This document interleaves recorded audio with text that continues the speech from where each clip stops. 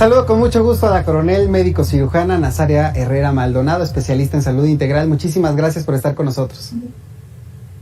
Al contrario, gracias a ti, Alejandro. Bueno, el tema del día que sin duda le preocupa mucho a las familias mexicanas es, ya van a regresar los niños a la escuela.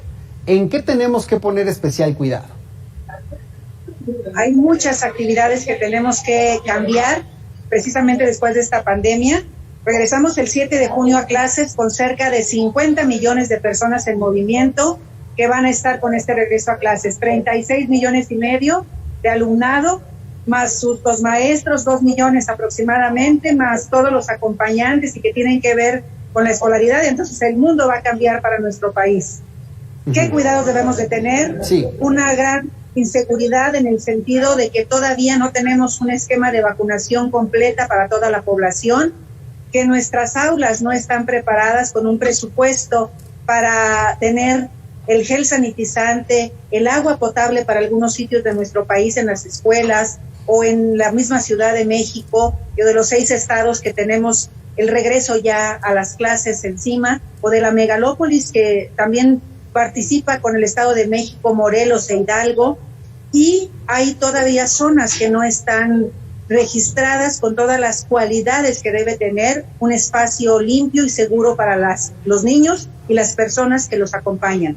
Todavía el esquema de vacunación para los maestros no está completo, no estamos seguros de que tengamos en todos los sitios espacios suficientes para el alumnado, espacios recreativos suficientes para mantener la sana distancia y sobre todo agua potable, baños dignos, que puedan tener un espacio donde podamos hacer la higiene consuetudinaria que necesitamos, de tal forma que todavía existe un gran riesgo porque no están vacunadas las personas como en otros países que ya llegaron a los 12 años. Claro. Entonces, todavía tenemos una carga de dificultad en ese sentido con nuestros alumnados que desafortunadamente incluso perdieron la escolaridad en casi 2 millones de personas y se ha acrecentado después de la pandemia en más de 5 millones que abandonaron la escuela. Doctora, aquí en la Ciudad de México, la jefa de gobierno daba a conocer digamos, decálogo de actividades a realizar una vez que se regrese a clases. Entre esos está esta activación de los comités participativos de salud. ¿Realmente están capacitados los docentes, los padres de familia, las autoridades escolares para manejar esta situación? Yo creo que cuando no se ha incluido una asistencia médica, una asesoría médica de personal especializado y capacitado para resolver los casos, porque hay todavía mucha información y muchas dudas. No hemos tenido una capacitación para el personal de maestros ni de padres para llevar esta información hacia los que han estado resguardados por más de 14 meses en casa.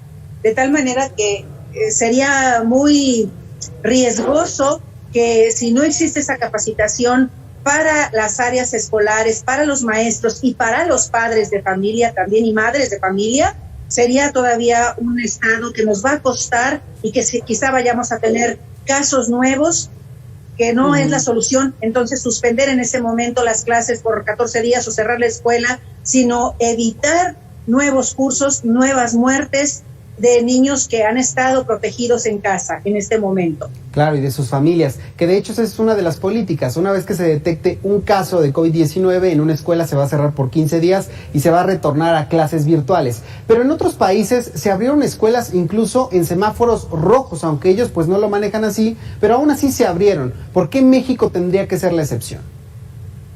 Porque tienen un sistema de respaldo, por ejemplo Uruguay, por ejemplo otros países de la Unión Europea tienen un sistema primero con conectividad, con una forma de estar enlazados y con una información y control de la pandemia que no depende de este semáforo que nosotros tenemos como verde, amarillo o naranja, que depende del número de lugares o de camas sensibles que podemos tener y resolver para los casos ya positivos.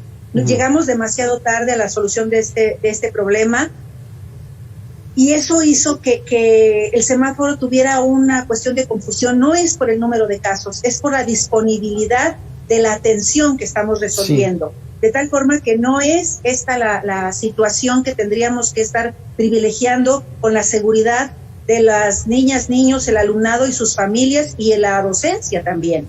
Doctora, tendríamos que tener otra serie de circunstancias, incluso presupuestales, sí, para tener estas herramientas dentro de las escuelas. Doctora, pero a ver, ya estamos a la vuelta de la esquina con las clases prácticamente ya encima. Los padres de familia, algunos ya se hicieron a la idea de que van a tener que regresar eventualmente, algunos de manera escalonada, esta dinámica de un día unos y otro día otros, como va a funcionar en la Ciudad de México. Le preguntaría, pues ya, los niños van a tener que ir a la escuela. ¿Qué tienen que llevar en sus mochilas, además de las libretas, los colores y estos utensilios que estamos acostumbrados? Tienen que llevar su cubrebocas, todavía no está esa disposición eliminada.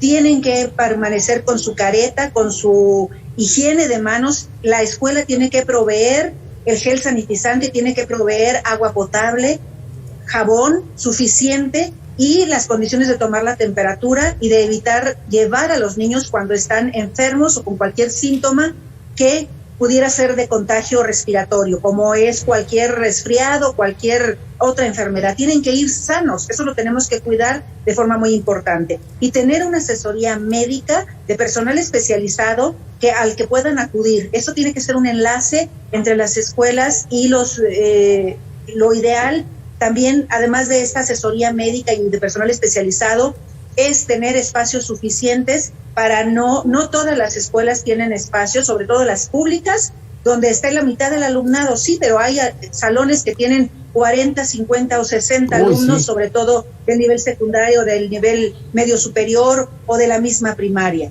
Entonces, esas escuelas deberán restringir incluso a lo mejor hacer una actividad semipresencial o de atención, de educación híbrida o de educación mixta, que no necesariamente tenga que cumplir esas expectativas de 2 días a la semana y el viernes para las personas que tienen algún rezago en la parte educativa, que no se han incorporado a las clases en línea como las tenían en esos 14 meses. Uh-huh. Entonces, hay que hacer muchos ajustes, pero lo principal es que no podemos llevar a nadie de nuestros hijos sin protección, sin gel sanitizante, sin que tengan buenas condiciones de higiene y sin que tengan buenas condiciones de salud, y que ante cualquier síntoma, y obviamente platicar con todos ellos ese trabajo de la sana distancia, de evitar juegos de contacto, de evitar tomar alimentos dentro de los horarios de clase, del recreo sin ningún contacto con ninguno otros de los compañeros, y bueno, pues empezaremos a socializar poco a poco y paulatinamente. Será bueno también para las familias,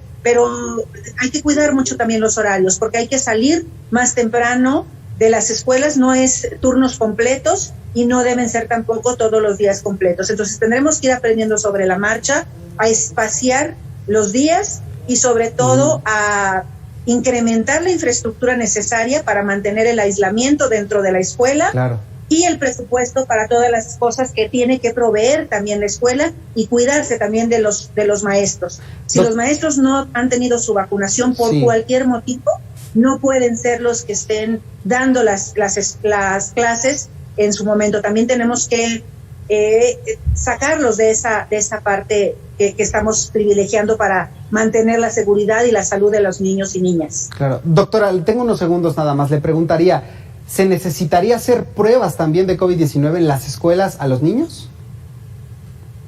A menos que tuvieran síntomas, si no, no hay que desgastarnos en este momento con las pruebas, pero sí tener una asesoría de que si tenemos un caso sospechoso sepamos a dónde recurrir con el personal especializado, y el personal especializado es el personal de salud en este momento. Doctora Nezaria, muchísimas gracias por estos minutos.